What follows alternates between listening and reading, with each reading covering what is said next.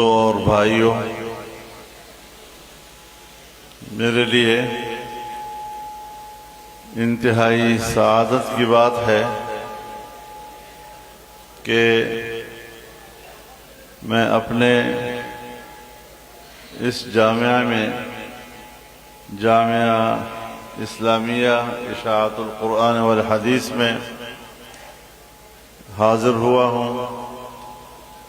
اور فضلائے کرام کی دستار فضیلت کی اس تقریب میں آپ کے ساتھ شریک ہو رہا ہوں۔ سب سے پہلے میں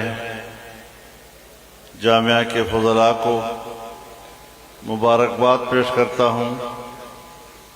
ان بچوں کو مبارکباد پیش کرتا ہوں جو قرآن کریم کے حفظ کی دولت سے مالا مال ہوئے ہیں، اور یہی وہ خصوصی امتیاز ہے جو تمام انسانیت سے اللہ تعالی نے آپ کو نوازا ہے۔ علم تو اللہ نے تمام انسانیت کو عطا کیا ہے، وَعَلَّمَ آدَمَ الْأَسْمَاءَ كُلَّهَا، اور ساری بنی آدم وہ دنیا کے ہر چیز کا علم حاصل کرنے میں لگا ہوا ہے، چاہے وہ مسلمان ہے چاہے غیر مسلم ہے، کسی بھی مذہب سے وابستہ ہے یا سرے سے مذہب ہی کو نہیں مانتا، لیکن وہ پوری دنیا کا ادراک کرنے کے پیچھے لگا ہوا ہے۔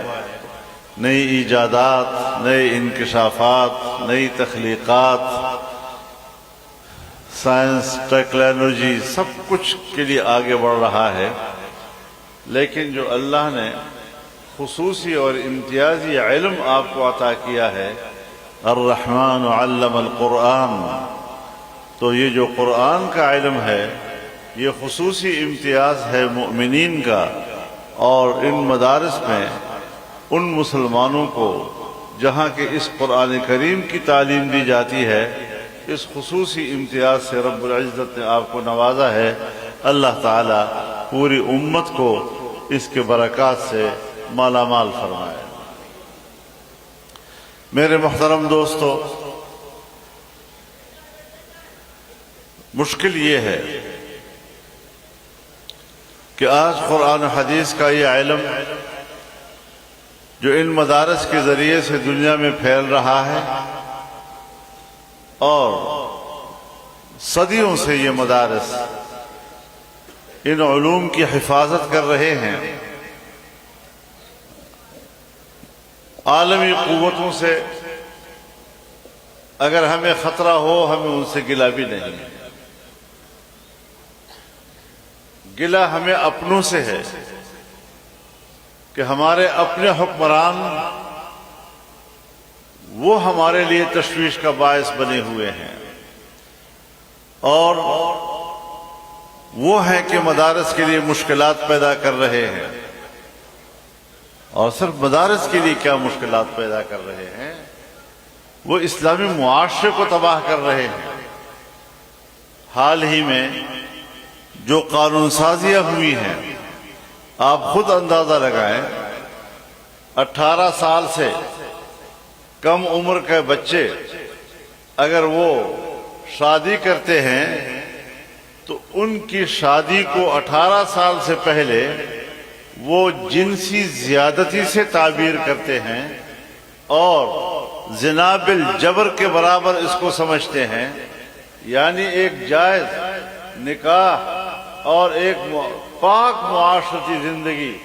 اس کے لیے تو قانون بنائے جا رہے ہیں، مشکلات پیدا کی جا رہی ہیں، لیکن ہمیں معلوم ہے کہ ان اسمبلیوں میں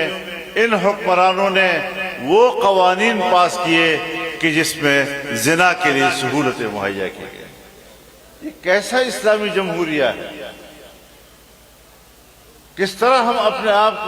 کے لیے اسلام کا ٹائٹل اس پر فخر کریں گے کہ ہم ایک اسلامی جمہوریہ میں رہتے ہیں، ہمارا ملک اسلامی جمہوریہ کہلاتا ہے، جس اسلامی جمہوریہ کے حکمران زنا کے لیے تو آسانیاں پیدا کریں لیکن حق نکاح کے لیے اور جائز نکاح کے لیے مشکلات پیدا کریں، یہ ہمارے ملک میں ہو رہا ہے۔ یورپ میں جنس کی تبدیلی یہ ایک ایسا عجیب تصور ہے، یہ صرف اس حد تک محدود نہیں کہ ایک عورت چاہے کہ میں مرد بن جاؤں یا ایک مرد چاہے کہ میں ایک عورت بن جاؤں، بلکہ وہ کہتے ہیں کہ ہر انسان کو حق دیا جائے کہ اگر وہ کتا بننا چاہے تو کتا بن جائے، وہ گدھا بننا چاہے تو گدھا بن جائے، وہ کوئی اور حیوان بننا چاہے تو وہ حیوان بن جائے۔ اب وہ تصور جو مغرب کا حیوانیت کا تصور ہے وہ ہمارے حکمران ہمارے پاک مسلمان امت کے اوپر اور قوم کے اوپر مسلط کر رہے ہیں۔